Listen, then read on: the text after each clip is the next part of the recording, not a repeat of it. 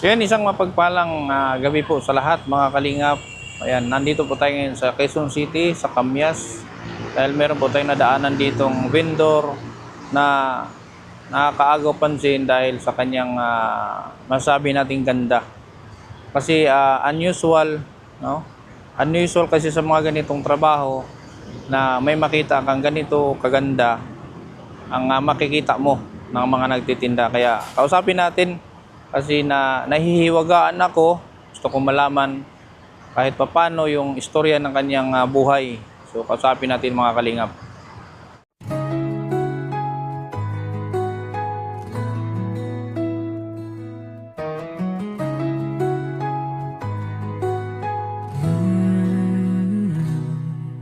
Sa bawat kamay na kanyang hinawakan, may kwento ng pag-asa at pagmamahalan.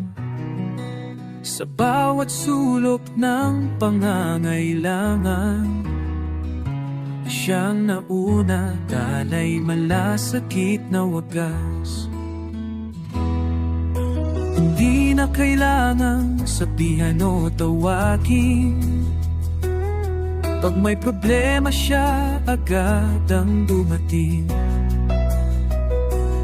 Simpleng tulong na may pusong tunay. Ano lang, curious lang ako, bakit dito ka nagtrabaho? Kasi po, libre pagkain, bahay at saka kuryente. Libre. Sino ang nag-ano kayo dito? Sino nag-hire? Mga kaibigan ko po. Kaibigan mo. Ano nga pala yung province? Pagkasinan po. Pagkasinan. Pero may mga magulang ka pa. Meron po. Nasa province po. Province. Ano ang trabaho nila? Papa ko po, construction. Tapos, Mama ko po, walang trabaho. sa bahay lang? Sa, Okay. Pangilang ka? bunso po ako sa mama at saka papa ko. Hiwalay na po kasi sila. Hiwalay na. So, napilitan ka magtrabaho parang naging breadwinner ka. Opo. Yung iba mong kapatid may mga asawa na. Opo. O bali, ikaw na lang ang inasahan. Opo. Ano natapos mo? Senior high. Alright. Sabagay, kasi kahit sumahod ka ngayon ng minimum, katapos mag-aabang magre-rent ka ng bahay, pagkain, pamasahe, parang wala rin. Kaya mas ginusto ko to. Pero bukod dito sa trabaho na to, ano ba ang gusto mong maging? Kahit anong trabaho, kung ikaw nakapagtapos, Mga call center. Ganun. call center. So wala kang plano na magtrabaho sa ganun bukod dito. Meron naman. Ano ba itong kurso mo ba dapat kung nakapag-aral ka? O, Ano ang gusto mong kurso kung nakapag-aral ka? idok po, teacher. Idong. Natigil dahil sa pinansyal. Opo. Hindi ka nakapagpatuloy. Wala bang kamag-anak side ng mama at papa mo na gusto kang pag-aralin? Wala. Wala rin. Mahirap din. Opo. Pero kung may chance na magtapos ka, mag-aral ka. Hindi natin alam kasi ako meron ako mga viewers. Diba, Ilocano salita niyan, ano? Opo. Meron ako mga viewers, may mga sponsor din ako ng mga Ilocano. So di natin alam, mo, isang araw may mag-reach out sa akin na gusto tulungan ka na makapag-aral. Parang scholar. Halimbawa, gawin kitang scholar, halimbawa lang naman, ako ang gagastos, sila ang tutulong, ako ang maging instrumento, o kaya direct sa'yo para makapagtapos ng pag-aaral. So willing ka ba sa ganun? Na sit up? Okay naman. Okay. Pansamantala, ito ang piniling trabaho parang panimula para makapag-ipon ka. So ano ang balak mo pag nakapag-ipon ka na? Mag-aaral po. Mag-aaral ka ulit. Ilang taon ka na? 20 years old. 20. Sabagay, bata pa para makapagtapos. Kumusta naman ang kita dito? Sakto lang po. Paano sakto? Pang araw-araw lang po. Ano ang sahod mo dito? Arawan o Araw. binibigay araw-araw? Hindi naman po, kinsinas po. Hindi na. Tapos, papadala mo sa inyo. Opo.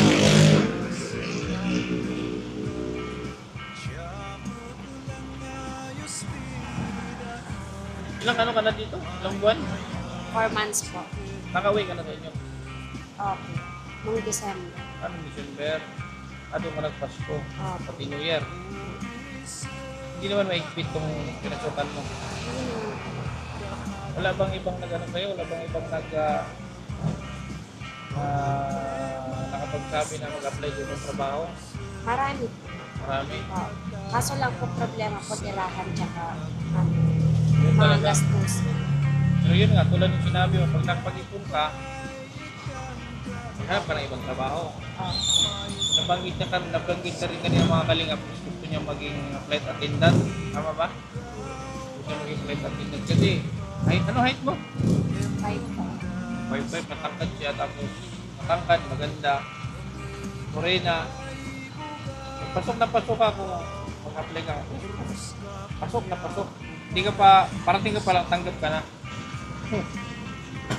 May, ano ka, may tawag niya, wala namang magagalit na nag-video ako. Kayo? Wala naman. Boyfriend? Wala rin. Wala, okay. Yun ang maganda.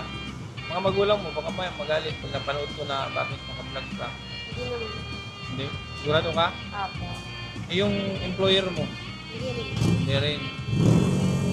Sige. Nanigurado lang ako baka mamaya baka magalit. Kaya pasensya na kayo mga kalingap kasi wala kaming time na maghanap ng ibang pagkakataon para makapag-usap kasi wala kang ano, di ba? Sa gabi, duty siya, tapos sa araw, tulog. Then, pag nagising daw siya, Nagayak po agad. magagayak siya. So, walang, kasi, bala ko sana siya kausapin sa ibang araw, kasi wala nga talagang time. Kaya, kahit putol-putol itong ano namin dito, tuloy lang natin, no? Para, hindi ka ba na, ano? Tanong lang ako, hindi mo ba, kasi, alam natin, kumbaga, lingid sa ating kalaman na yung ibang katulad mo, ibang babae, nahihiya sa ganitong klaseng trabaho. Hindi naman po nakakahiya kasi malinis naman po yun. So, kumbaga, marangal, di ba? Marangal. Kasi di ba, kahit siguro naman na-observe mo rin na yung ibang, kahit yung tulad yung naglalampo, hindi nila kayang gawin kasi nahihiya nila, ikinahiya nila yung ganitong trabaho. So, proud ka kahit ganito ang trabaho mo. Yun ang maganda ron. Pag mayroong mga viewers na mag-encourage yun mag-aral, tulad ng binanggit ko kanina, baka may mag-sponsor kayo sa pag-aaral mo, i-grab mo ba? Opo. Sigurado ka? Opo. Sige. So, ano naman manood ka sa aking mga vlog, kasi nandun yung mga viewers natin na nag-interact, na nanonood, nag-tweet during my life, my care. Nandun sila, parang doon lang sila nagkakakilala. Marami akong sponsor ng mga Ilocano, mga Igorot, meron din mga Bisayaan, meron din. Pero mas puro lang sila maraming mga Ilocano sa mga nag-sponsor sa akin. Kaya sana may mga tao din na magpabot ng tulong. Hindi naman tulong, yung bang, kasi kung ano ba ang estado nyo sa buhay? Ano ang estado nyo sa buhay? Simple. Hindi ibig sabihin kung i-rate mo sa 1 to 5 ang kahirapan ninyo. Ano ang rating sa buhay, ang atas sa buhay ninyo, pamumuhay? 3 lang po. 3. So hindi talaga hindi siya yung tipong nakaka-afford, di ba? Kaya natigil ka sa pag-aaral. Sige, kung may pagkakataon na tulad ng sinabi ko, grab mo na, ha? Opo. Pwede naman kitang makausap. Dito ka lang naman, di ba? Pwede kitang balikan. Kung may mag-reach out sa akin, pwede kitang balikan dito anytime. Hindi naman kita makausap, di ba? So, Shaira, ano ang pwede mong message para sa ibang kabataan, katulad mo, mga kaedad mo na tulad ko nung pinangin ko kanina na naiiyak sila sa ganitong klaseng trabaho. Ano message may bigay na message sa kanila?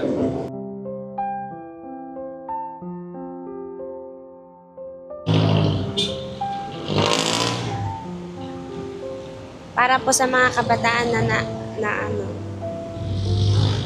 Wait lang. Hindi tayo Wag po kayo may hihiyang magtinda ng pares o kaya kahit anong mga pang vendor kasi walang nakakahiya doon. Marangal po na trabaho to. Yun lang.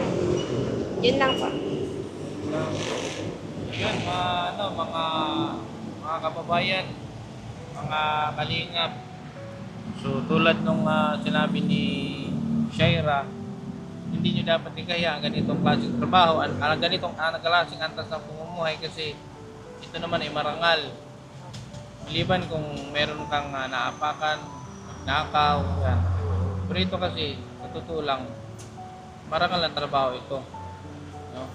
Wala naman dapat ikahiya. So yun yung isa sa dahilan bakit curious ako na kausapin ka. Kasi sa totoo lang, kahit mag-ikot ka dito sa buong Metro Manila, bihira kang makatagpo ng tulad mo na nandito sa ganitong trabaho. Kaya isa sa dahilan bakit kinausap kita. Ngayon, so meron akong ibigay sa'yo, sana makatulong sa'yo, makatulong sa family mo.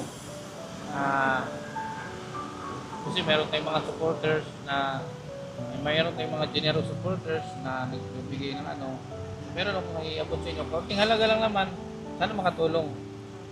Sana makatulong sa family mo kasi sabi mo nga, yung sweldo mo, pinapadala mo rin sa family mo, di ba? Sana makatulong sa ito ha. Sana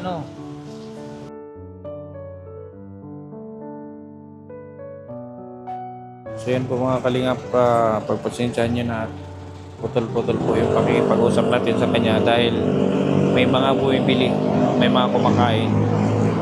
Kaya putol-putol yung ating pakikipag-usap.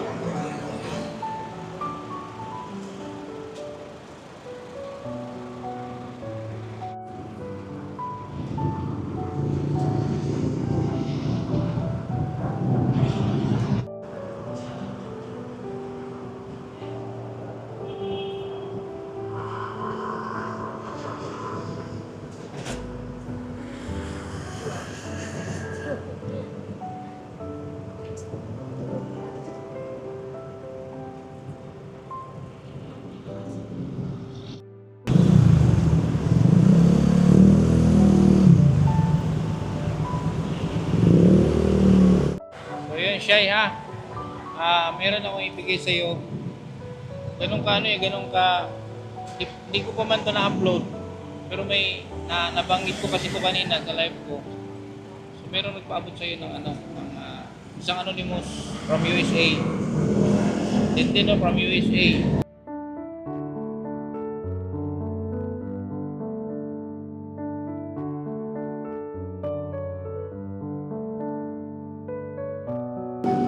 So, nabanggit ko kasi ito kanina sa live ko.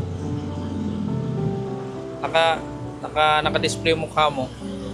Siguro na-amaze din siya sa na-amaze din siya sa ginagawa mo. Kaya meron siyang pinaabot sa iyo na hindi ko nabanggitin ang amount. Bahala ka na ha. Tagalingan si sa anonymous USA, anonymous from USA. Sana makatulong sa iyo yan ha. Malaki din po naman para maipadala ko po sa nagbigay sa'yo. Thank you po sa nagbigay sa akin. Sobrang laking tulong na po para sa mga gastusin po sa bahay. Thank you po. Masaya ka ba? Opo. Masaya ka ba na nagkita tayo ngayong gabi? Opo, kuya. Thank you po talaga. Okay. Medyo na lang ako. Nano? Sobrang thank you po talaga. Nakakatap sa nagbigay sa akin. Kabado po kasi ako ngayon. Medyo lagnat po. Ano ka? Nilalagnat. May lagnat ka? May lagnat ka po talaga na yan ha? Opo. Okay. Okay, yun lang ha. Sana nakatulong sa'yo yan. Opo, thank you Sana po. magkita tayo ulit. Tulad ng mga nandito sa'yo kanina. meron ka interesado na yung mga binanggit ko kanina, i-grab mo ha. Thank you. Kasi para sa hindi naman yan, gusto mo makapagtapos, gusto mo makamit mo yung pangarap mo na maging isang successful, hindi lang sa pagtitinda ng ganito. Ito naman magiging puhunan mo ito para makamit mo yung pangarap mo. Ha? Yun lang, galingan mo pa. Ha? Thank you po. Okay. Nice meeting you ha. Thank you po. Hey, Kindred nga pala. Kindred. Nakasubscribe. Ha? Nakasubscribe. Okay. Po mga kalingap. So sa kaunting pag-uusap natin, meron tayong nalalaman. So yun po yung isa sa dahilan bakit gusto ko siyang makausap. So thank you sa isang anonymous from USA. Alam nyo mga kalingap, hindi ko pa man ito na-upload. Pero meron nang nagbigay ng meron nang nagpaabot ng tulong para kay Shaira. So maraming salamat. More blessings to come. Sana palagi kang meron para yung ating mga tinutulungan ay magkakameron din. Maraming salamat mga kalingap. At hanggang dito lang po ang inyong lingkod. Maraming salamat sa inyong patuloy na suporta. Sa ating mga taga-suporta, solid supporters na KTV Angels, thank you so much.